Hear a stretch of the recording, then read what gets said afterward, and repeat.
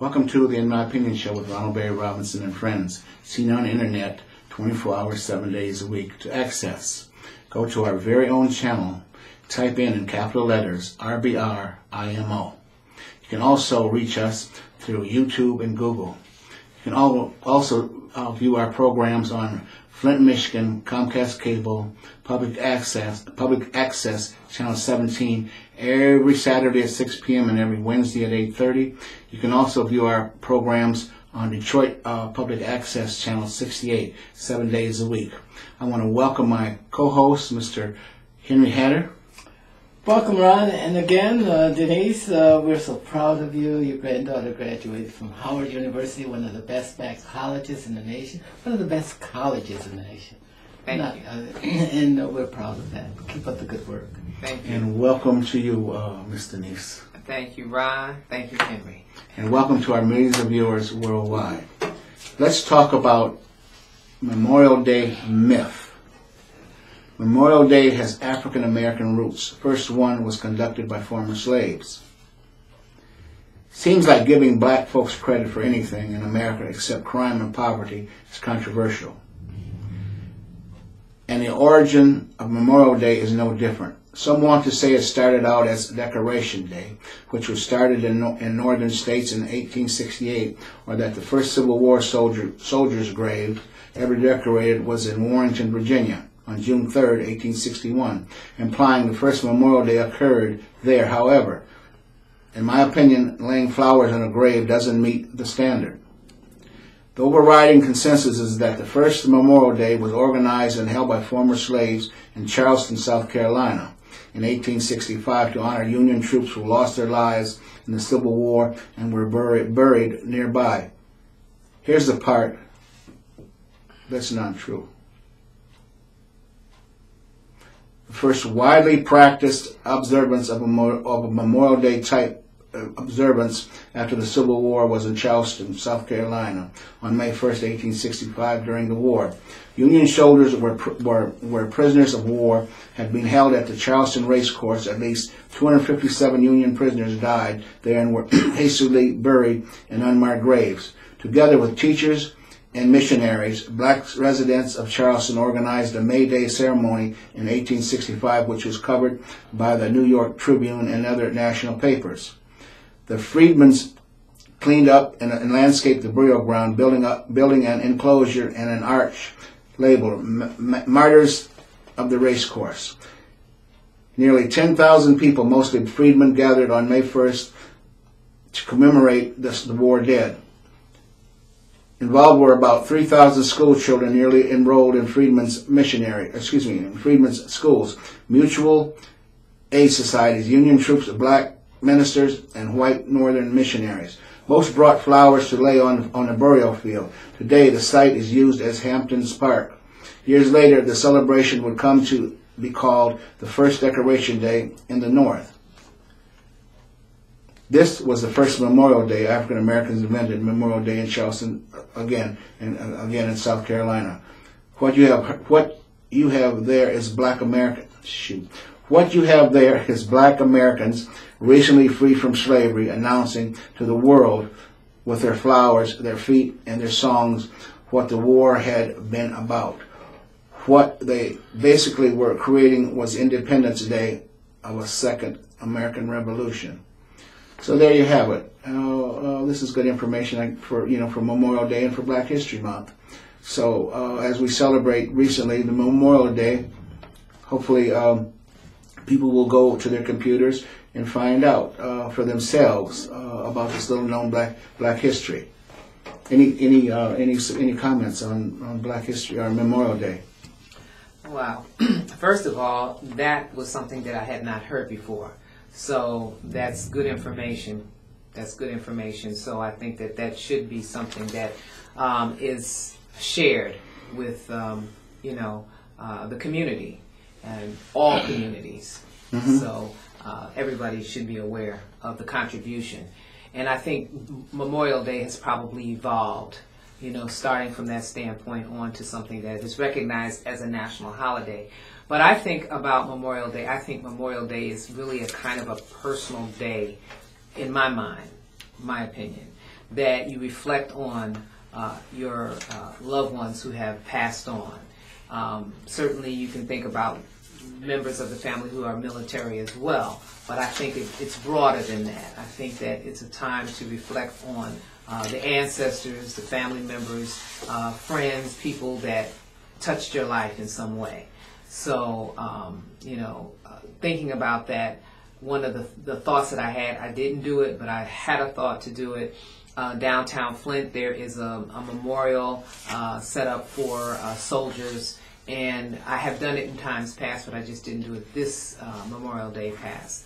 But to me, that's a time again to reflect on the soldiers who have fought in wars, some of who are the real unsung heroes. We don't know their stories, but they gave the ultimate sacrifice, their life for being a part of the military. But again, family members, friends, I think about the passing of my own family members. And it's just a reflective time. And I think that, we get caught up on the celebration aspect, and people want to have barbecues and cookouts and all of that. But there should be a time to reflect. If you want to socialize, that's one thing, but you need to also be a little pensive during that time period. You need to reflect on those persons and the contributions that they made in your life. Absolutely. Well, what are your thoughts, Mr. Well, Rod, you're looking at two well-informed persons sitting that's flanking you. We're white and red, and yet I never heard that before. Neither had I until I learned something today, as Denise had said, and that's wonderful to hear that. And I can see why that became a probability for those times. Black people in those days had the most to feel ingratiated by. And people who sacrificed their lives.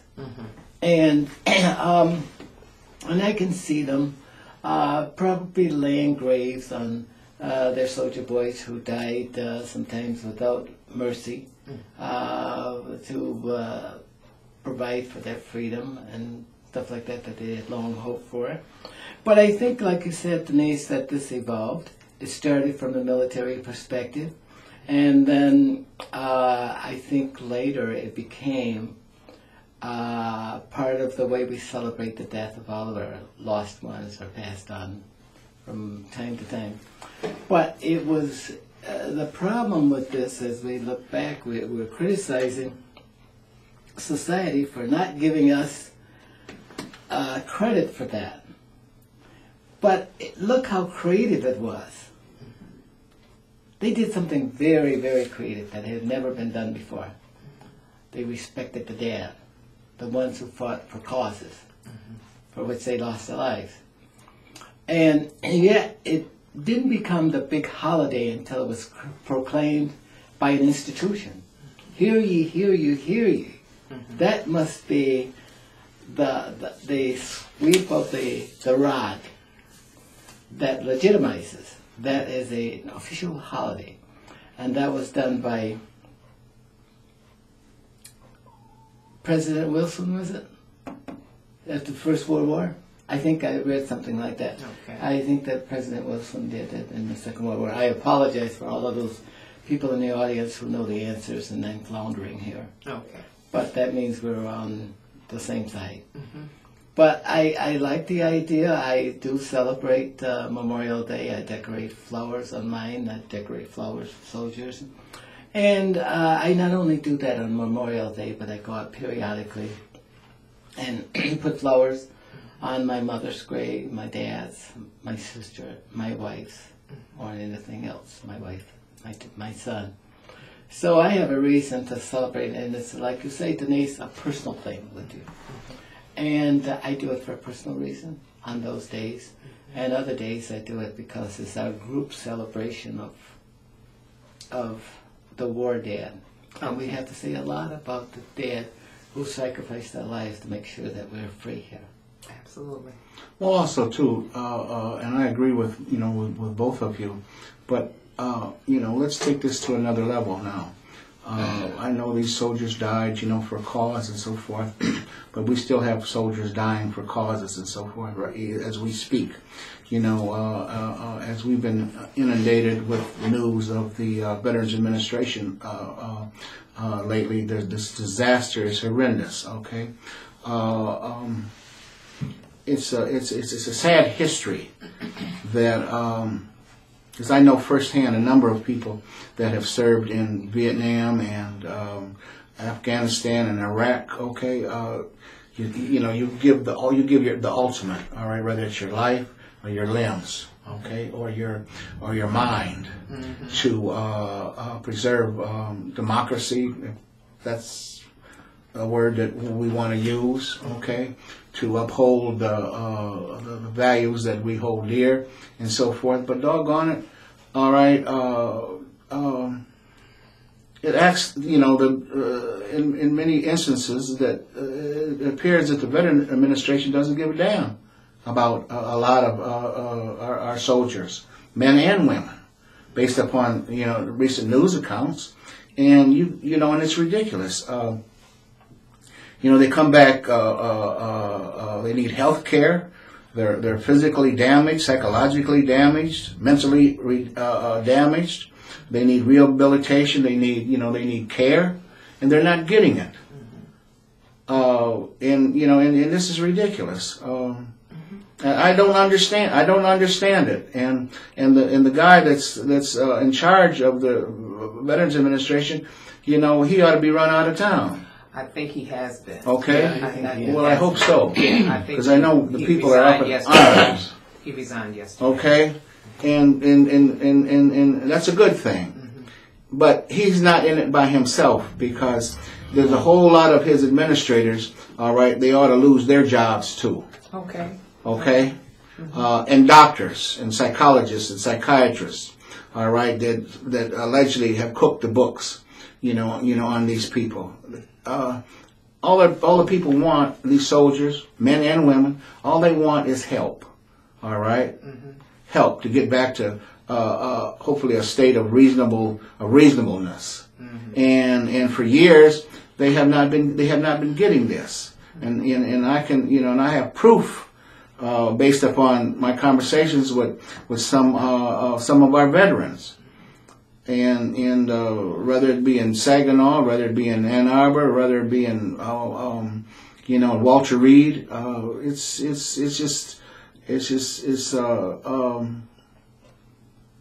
Ron, I'm glad you mentioned that what is going on in the Veterans Administration.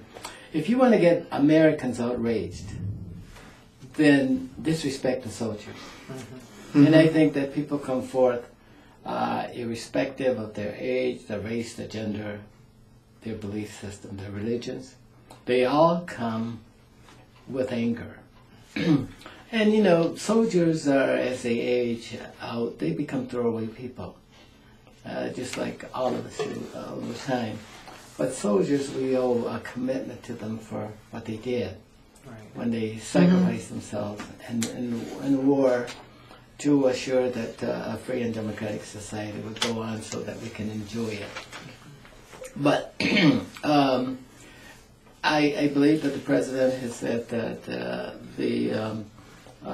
the chief of the Veterans Administration has too much baggage to keep anymore. And even the chief agreed that he was too much baggage and resigned. But and they appointed the assistant secretary who knows a little bit about the administration. And now this is a learned guy, because he would not want to go through the scathing criticism that the director goes through right now. So rather than bring someone in new, I think the president did the right thing. He brought someone in who knows what ought to be done. But wasn't that person that you said the second in charge, right? Well, wasn't he was part of the problem, right? Exactly. Okay, but still, would you bring someone in that don't know what they're doing at all? Right, because you got a learning curve. You got a learning curve, and you don't have time for that. There's too much damage that has already taken place. And right now, as you say, some more hits should roll and will probably roll. We won't see that in the headlines, but I'm sure that it's going to occur because this thing was systemic. This was long-standing. This just didn't happen yesterday. This has been going on for years and years Walter and years. Reed, we would have learned a lesson. And so that second in charge, he didn't know. You would have thought that. But, you know, when you're dealing with large bureaucracies, you know, the wheels of change are ever so slow. You know, and someone has to make an outcry. And I'm so glad that, you know, they've been doing incremental exposés. Walter Reed, 60 Minutes, they just did a repeat of a show of the veterans who have, the wounded warriors, the ones that have come back with mental issues as a result of the war, you know, and they've gone back as far as the ones that were in Vietnam, and they also have the ones that are in the most recent wars, Iraq and what have you, and it's showing you how, you know, damaged they were and some new therapies that they're engaging. But the whole idea is we cannot allow people who have sacrificed so much to be, you know, not treated in a hospital for mental or physical disabilities. They should not have to wait months for anything.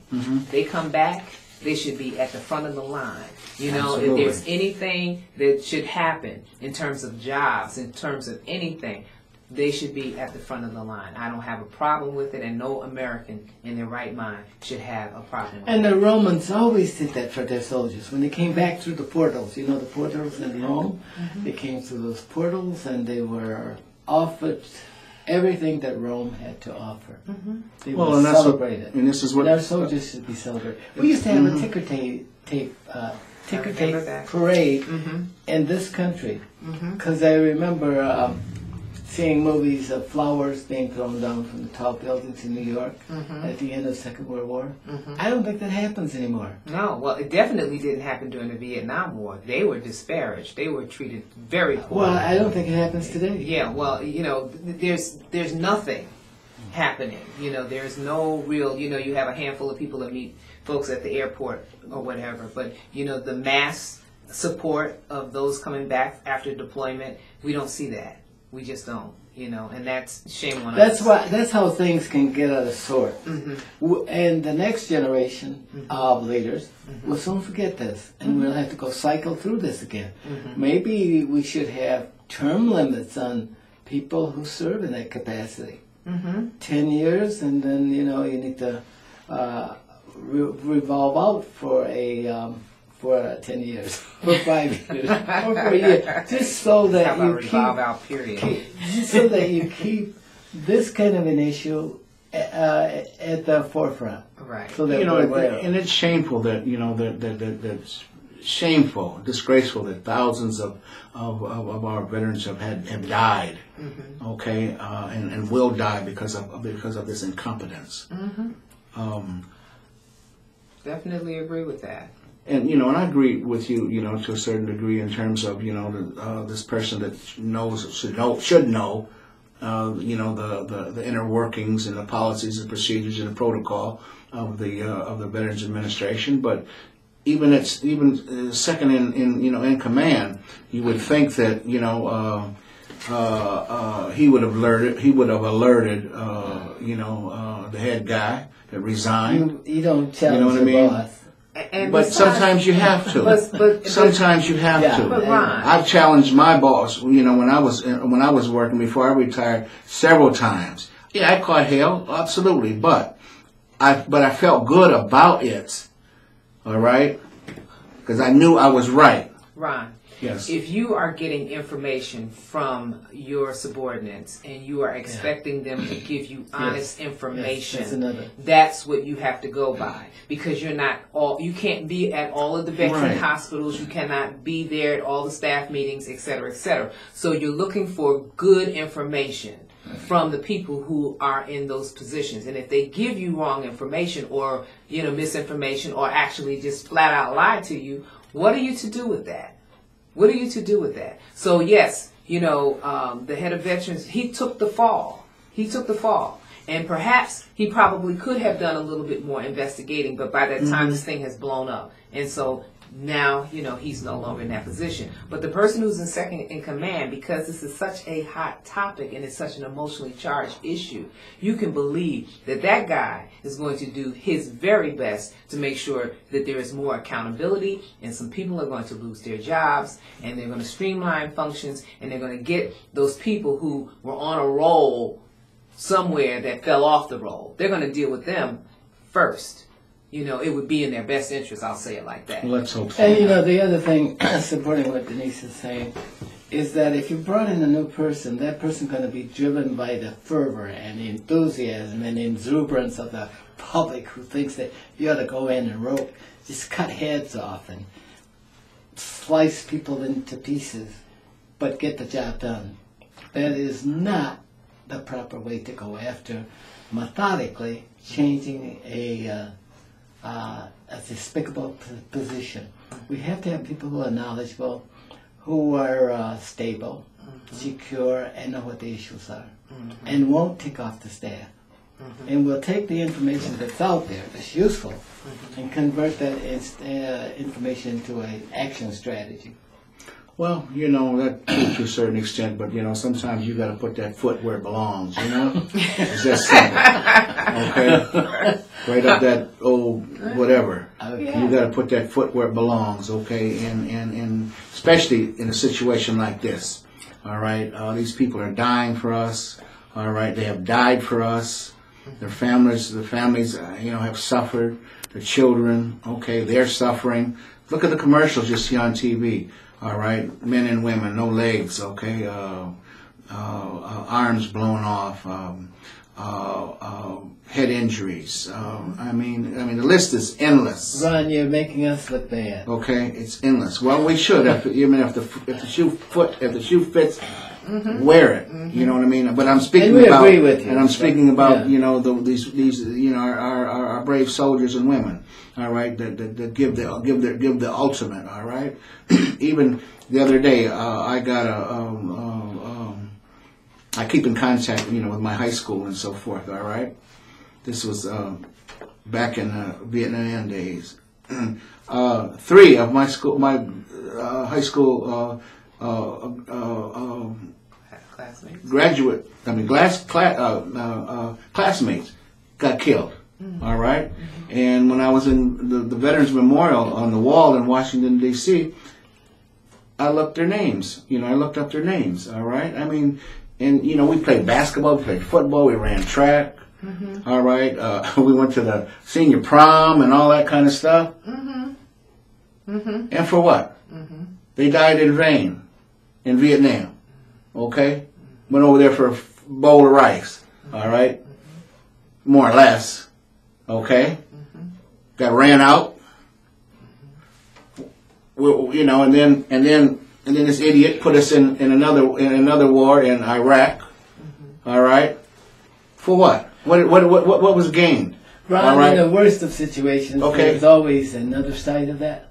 Well, I can't see it. I can't see the other side. But please be cognizant of the fact that, yes, we lost, but there are some good things that came out of it, too. Well, yeah, that's why we got, that's another story. That's why we got all these screwed up roads and bridges and everything, because we didn't send trillions of dollars over there, build up their country, all right? And Afghanistan, okay? We're getting run out of there. The Russians got ran out, okay? So now, tens of thousands more American lives lost. For what? For what? It's it's mind-boggling. Let these damn politicians, all right, to tell these damn lies, all right, to geek up the American public, to send our troops over there, to die. Send their sons and daughters over there, all right. I bet you can't find on one hand, all right, all 435 of them rascals and the representatives and 100 in Congress. I bet you can't find 5 of their sons and daughters, all right, in combat. I bet you. All right, you folks out there, do some research and check it out for yourself. Let's send some of their loved ones to war, and maybe they wouldn't be so gung ho, all right, in creating all this havoc and telling these lies. But Ron, just let me conclude with this. Yes. There is a legitimate reason to go to war. And we have to look at balance of power in the world. We have to look at resources that we need to maintain the lifestyles that we have, the quality of life. That's just the way it is. I won't say that this pertains to all those veterans who were underserved there by the Veterans Administration, but there was a legitimate reason to go out there. And it's unfortunate that some of them were hurt and killed and damaged as badly as they are. Well, my question is, what was the legitimate reason, all right, for invading Iraq, other than a damn lie, all right, that Bush told? Okay? What? 2 or 3 years later, 2 or 3 years earlier, all right, Daddy Bush was partying with Saddam Hussein. Okay? No, Ron, we know that things have changed since then. The Iranians came out and said, we have the bomb, and the Koreans said, you won't attack us now. A lot of things evolved after that Bush administration, and, you know, we need to drop the subject. That's why his ass is in obscurity right now. Right. All right? Nobody wants to hear from him. Politics makes strange bedfellows. Yeah. You know? Each chapter, as it unfolds, you'll find. But don't disrespect our veterans. I know you're not. Oh, no. Yeah, No. veterans have paid a price, regardless of the and politics. we're trying to give them Regardless the of the ambience politics. that they deserve. Okay. This has been another great conversation, and all too soon it has come to a close. But this is Ronald Berry Robinson and friends saying, for the In My Opinion show, stay focused.